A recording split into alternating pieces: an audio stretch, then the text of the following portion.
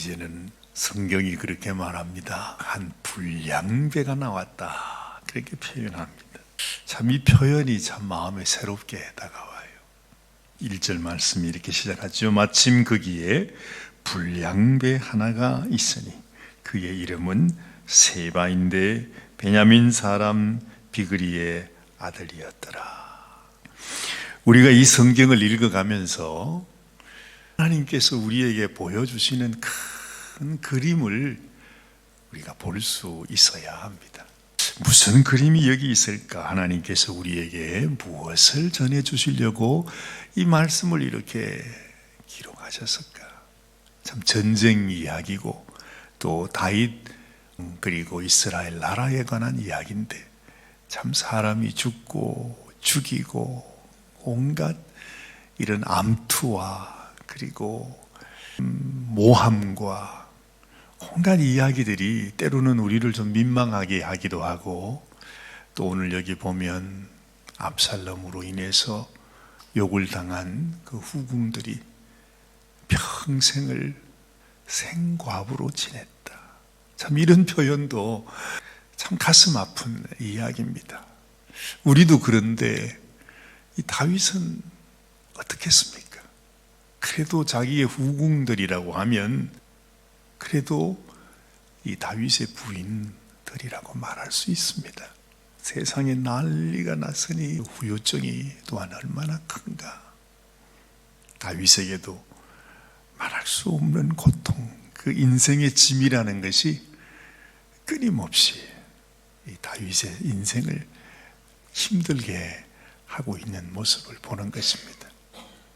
그런데 가만히 생각해 보면 여러분, 이 고통, 이런 아픔, 이 나라에 이런 어려움이 어디서부터 시작이 됐는가? 우리는 또다시 생각하게 되는 거예요.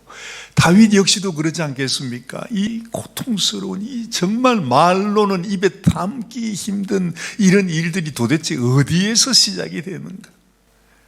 다윗이 하나님이 자기에게 주신 자기의 맡은 바 임무가 있었는데 잠깐 이 다윗이 그것을 잊어버렸어요. 그래서 모든 이스라엘 군대가 다 전쟁에 나가 있어요.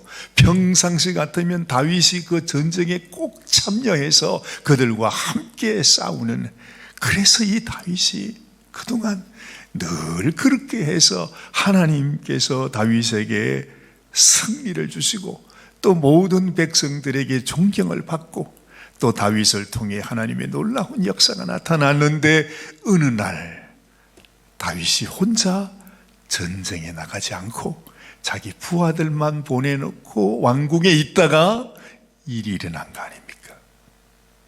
그래서 그만 다윗이 생각지도 못한 죄에 빠지게 되고 상상할 수도 없는 엄청난 죄를 범하게 되는 것이죠. 그 일로 인해서 참 신기하게 아버지가 죄를 향해서 그냥 마음을 열어져 버리니까 세상에 이 죄라는 놈이 살아있어 가지고 말이죠, 하여튼 이 마귀란 놈이 어느새 그냥 이 다윗의 가정에 들어와서 세상의 그 아이들 가운데서, 아니 어떻게 맨 형이, 그 장남이 말입니다. 사실 보면 아이들이 이렇게 많으면 장남이면 아버지나 마찬가지예요. 그렇지 않습니까? 제일 큰 형이 세상에 아리따운 자기 동생을 데려다가 겁탈을 했어. 세상에 이런 일이 어디 있어요? 이런 장남이 어디 있냐, 이런 오빠가 어디 있냐 말이죠.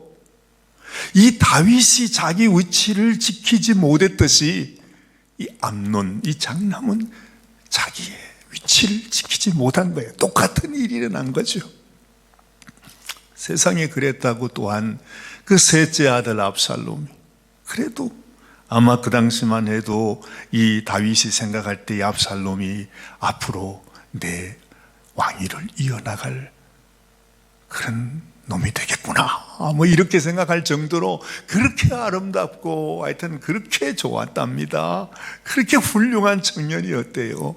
그런데 가슴 속에 맺힌 그 원한을, 그걸 어찌 할 수가 없어서 세상에 이 동생이 형을 죽이는 거 아닙니까?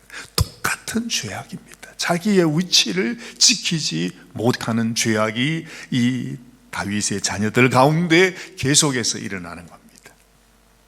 하다 못해가지고 이제는 그 일이 이제 어느 정도 진정이 되었는가 싶어서 이제 전쟁이 마무리가 되고 모든 것이 다 새롭게 시작되는 것 같은데 별 미친놈 하나가, 불량배 하나가 나서가지고 하는 말이, 우리 이스라엘 백성이, 우리 베냐민 지파가 저 다윗과 무슨 상관이 있느냐, 우리는 사울을 따르던 백성이 아니었느냐, 막 그러면서 반란을 일으킨 것입니다. 자, 큰 그림이 뭐죠? 하나님이 세워가시는 이스라엘 나라에서 어떻게 하든지 이 나라가 하나님 앞에 바로 서지 못하도록, 제대로 하나님이 우리에게 주신 축복을 이어나가지 못하도록 악한 원수 마귀는 끊임없이 역사하고 있다는 것이죠. 위에는 다윗으로부터 그 다윗의 왕자들, 그리고 그 밑에 온갖 신하들도 다 자기의 욕심을 위해서 모함을 하고 뭐 온갖 이런 일들이 일어나게 되잖아요. 겨우 그런 일들이 이제 마무리가 되는가 싶었는데 세상에 별 미친놈 하나가 나타나서 또 반란을 일으키는데, 세상에요, 이 놈도 참 한심한 놈이지만은 꼭 보면 우리가 이렇게 해야 되지 않겠느냐, 우리가 다윗하고 무슨 관계가 있느냐 그러면서 일어나는데 그 사람을 따르는 사람이 또 있는 거예요. 여러분 무슨 생각이 나세요? 우리 교회에서도 마찬가지. 항상 하나님께서 이 교회를 통해서 하나님의 놀라운 일을 이루시고 축복의 역사를 이루시고, 하나님께서 정말로 이 교회 가운데 역사하시고자 하시는데 마귀는 끊임없이 그 일을 방해하는 거죠. 목회자로부터 시작해서 하여튼 모든 사람의 마음을 뒤집어 놔가지고 교회가 하나님 앞에 평온하게 하나님의 역사를 이루어가지 못하도록 그렇게 일한다, 이 말입니다. 하여튼 이 마귀는 자기가 사용하지 못할 사람이 없어요. 목회자로부터 하여튼 모든 한 사람 한 사람 마음을 다 보고서 조금이라도 약점이 생기면 그냥 거기에 비집고 들어가서 교회에 문제를 일으키는 거예요. 그 문제가 처음에는 작은 일 같아도 일이 생겨나기 시작하면 또 세상에 그 문제를 또 같이 따라가는 사람들이 또 생겨나. 그래서 우리의 삶 속에 끊임없는 분쟁과 이런 영적 전쟁이 있다 하는 것입니다. 여러분, 우리가 살아가면서도 항상 하나님, 지금 내가 하나님의 인도하심을 받고 있습니까? 하나님이 주시는 음성을 따라 순종하고 있습니까? 아니면 내 속에 별 희한 미친놈이, 불량배가 나와가지고서 나의 마음을 뒤집고 있는데 세상에 내 마음 나도 몰라, 나는 자꾸 그쪽을 향해서 쫓아가요. 이런 어리석음 가운데 있지는 않은지 늘 우리는 물어봐야 합니다. 늘 물어봐야 돼. 작은 일 같은데 이게 너무너무 심각해졌어요. 심지어 다윗이 그렇게 말합니다. 이 일로 인해서 압살롬이 일으킨 전쟁보다도 더 많은 해가 생길 수도 있겠다. 그러면서 이제 그 반란을 진압하기 위해서 간 것입니다. 그런데 참 놀라운 것은 이 세바라고 하는 아주 이 불량배가 자기의 무리를 많이 모아가지고서 이제는 어느 아주 어머니 성이라고도 할 수 있는 아주 참 특별한 성으로 들어갔던 것 같아요. 거기는 성도 든든해서 어느 누가 와서 그 성을 함락하기도 어려운 하여튼 그런 성인데, 이 세바가 그쪽으로 도망을 갔단 말이죠. 그래서 이 군대 대장 요압이 군사를 이끌고 이제 잡으러 가는데 어찌할 방법이 없어서 저 성을 완전히 함락을 해버리자, 저 성을 허물어 버려야 되겠다 그러고 있는데, 그 성 안에 한 지혜로운 여인이라, 이름도 나오지 않아요. 지혜로운 여인이 누구인지 모르겠습니다만은 한 여인이 나타나서 이 요압에게 얘기를 하는 것입니다. 왜 우리 성을 함락시키려고 하는가? 이 성은 우리가 지금까지 지켜왔고 우리는 또한 다윗 왕에 대해서 아무런 다른 마음도 없고 우리는 섬기는 신하들인데 왜 우리를 이렇게 함락시키려고 하느냐? 아마도 그 여인은 이런 상황이 너무너무 그냥 가슴 아팠던 것 같지. 그랬더니 요압이 말합니다. 아닙니다. 오해입니다. 그렇죠. 우리가 사실은 이런 오해에 붙들려서 때로는 참 마음이 무너지고 우리의 마음이 상하게 되는 그런 경우가 많이 있습니다. 다 잘하려고 하는 일인데 서로가 원수가 되어서 싸울 때도 얼마나 많아요. 그래서 여인이 그렇게 얘기하니까 요압이 그게 아니라고, 우리가 원하는 것은 다윗 왕을 대적한 한 불량배가 있는데 그 녀석만 우리가 잡으면 됩니다. 근데 그 녀석이 당신의 성에 들어가 있으니 어떡합니까? 그래가지고 여인 때문에 여인이 자기 성읍에 있는 모든 사람에게 이건 여차저차 사정이 이렇게 된 겁니다. 다윗 왕이 우리가 미워서 우리 성을 함락하려고 지금 이런 군대를 보낸 것이 아니라 지금 이런 미친놈 하나가 우리 성에 들어왔답니다. 이렇게 얘기해서 이 세바의 목을 잘라서 그 목을 줬다 그러잖아요. 그래서 요압은 자기의 모든 군대를 다 불러서 다시 돌아가게 되었다는 이야기가 여기 있습니다. 왜 지금 이 말씀을 하나님은 우리에게 기록하고 있을까요? 이렇게 혼란한 가운데, 어려운 가운데, 이런 가운데서도 한 지혜 있는 여인의 그 지혜, 그 판단, 평화를 이루기 위해서 어떤 어려움 속에서도 하나님이 우리에게 원하시는 것이 무엇입니까? 하는 것을 우리가 깨닫고, 하나님이 원하시는 것은 우리에게 어떤 환난이나 고난이나 전쟁을 일으키는 것이 하나님의 원래 뜻이 아니고 우리에게 평강을 주시기를 원하시는 것이 하나님의 마음이라는 사실을 우리가 알고, 하나님, 문제가 무엇입니까? 우리 가운데 있는 문제가 무엇인지를 이 여인이 알고 해결하는 것처럼 우리의 삶 속에서도 온갖 전쟁이 일어나는 것 같지만은 하나님께서 우리에게 가르쳐주는 한 가지, 얘야, 너는 이것을 고쳐야 한다. 이 문제가 있느니라. 네 속에 이런 죄가 있구나. 네가 깨닫지 못하고 있는 것이 있구나. 하나님께서 이제 그러한 것들을 우리에게 깨닫하시는 거지.